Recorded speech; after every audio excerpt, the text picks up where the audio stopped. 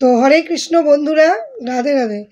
তো আমি আজকে তোমাদেরকে বলছি যে বিষয়টা নিয়ে আলোচনা করছি, সেটা হলো গীতার প্রথম অধ্যায় পড়লে কি হয়, দ্বিতীয় অধ্যায় পড়লে কি ফল পাওয়া যায়, সেটা আমি তোমাদের সামনে তুলে ধরছি। তো প্রথম অধ্যায় পাঠে লোকের মন পবিত্র হয়। গীতা পড়ে দেখবে প্রথম অধ্যায় পাঠ করলে মন সত্যি পবিত্র হয়ে যায়। দ্বিতীয় অধ্যায় পাঠে বুদ্ধি নির্মল হয়। তৃতীয় অধ্যায় পাঠে পাপ দূর হয়। চতুর্থ অধ্যায় পাঠে ব্রহ্মা হত্যা ও স্ত্রী হত্যা পাপ তৎক্ষণাৎ দূর হয়। পঞ্চম অধ্যায় পাঠে চুরির পাপ দূর হয়। ষষ্ঠ অধ্যায় পাঠে মন্দ ভাগ্য ভালো হইয়া যায়। সপ্তম অধ্যায় পাঠে বুদ্ধি নির্মল হয়। অষ্টম অধ্যায় পাঠে অখাদ্য খাওয়ার যে পাপ দূর হয়। নবম অধ্যায় পাঠে পৃথিবী দানের মতো পূর্ণ হয়। দশম অধ্যায় পাঠে সমস্ত পাপ দূর হইয়া শ্রেষ্ঠ জ্ঞান জন্মে।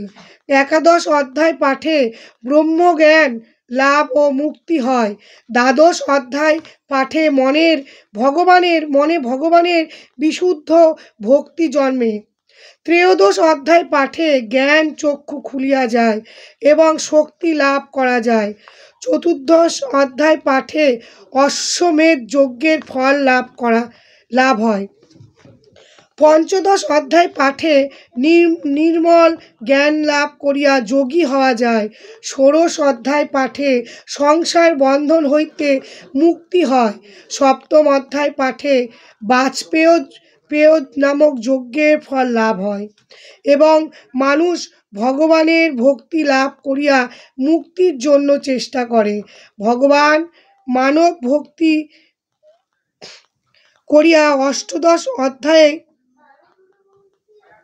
পাঠ করিলে জ্ঞান রূপ আগুনে তাহার সমস্ত পাপ নষ্ট হইয়া যায়।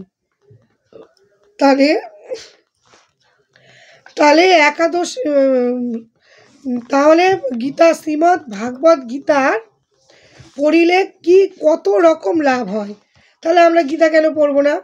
তো প্রত্যেক বন্ধুর উদ্দেশ্যে বলছি, বন্ধুরা তোমরা যদি পারো 2 লাইন করে প্রতিদিন পড়ো। যারা সংস্কৃত উচ্চারণ করতে পারবে না তারা বাংলায় যে আছে বঙ্গানুবাদ, সেই বঙ্গানুবাদটা পড়ে সেটাকে বোঝো এবং নিজের জীবনে অ্যাপ্লাই করে দেখো। জীবন একদম আনন্দে ভরে উঠবে, মানে জীবনে সুখই সুখ হবে, মানে কি বলবো, দুঃখ স্পর্শ করতে পারবে না। আর যা দুঃখ কষ্ট যা আছে সব গোবিন্দের চরণে অর্পণ করে দাও। গোবিন্দ আমাদের সব কিছু দেখতে পাচ্ছে, সব জানতে পারছে। তো গোবিন্দের চরণে যদি আমাদের দুঃখ কষ্টগুলো আমরা প্রদান করে দিই, গোবিন্দ আমাদেরকে সঠিক পথ অবলম্বন করে সেই দুঃখ কষ্ট থেকে আমাদেরকে উদ্ধার করবে। তো সবার উদ্দেশ্যে সেই একটাই কথা, শ্রীমদ্ ভাগবত গীতা প্রতিনিয়ত পাঠ করো, 2 লাইন হলেও পাঠ করো এবং বোঝো, নিজের জীবনে অ্যাপ্লাই করো গীতার বাণীগুলো। আর তুলসী মালা যারা পড়নি অবশ্যই তুলসী মালা পড়ো। দাদুর সঙ্গে তিলক ধারণ করো, খুব ভালো লাগবে, মন খুব পবিত্র লাগবে। স্নান করার পর যখন দাদুর সঙ্গে তিলক ধারণ করি না আমরা, তো খুব শান্তি, খুব পবিত্র নিজেকে মনে হয়, খুব ভালো লাগে। আর একাদশীর দিন ভগবানকে তুলসী পাতা তো অর্পণ করবেই।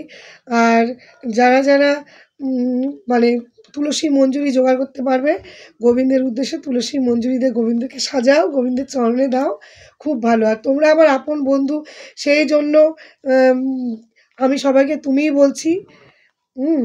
তো হরে কৃষ্ণ, রাধে রাধে। সবাই সঙ্গে থাকো, পাশে থাকো। কেবি ভজন কীর্তনকে সবাই এগিয়ে নিয়ে চলো, সাপোর্ট করো। তো সবাইকে টাটা।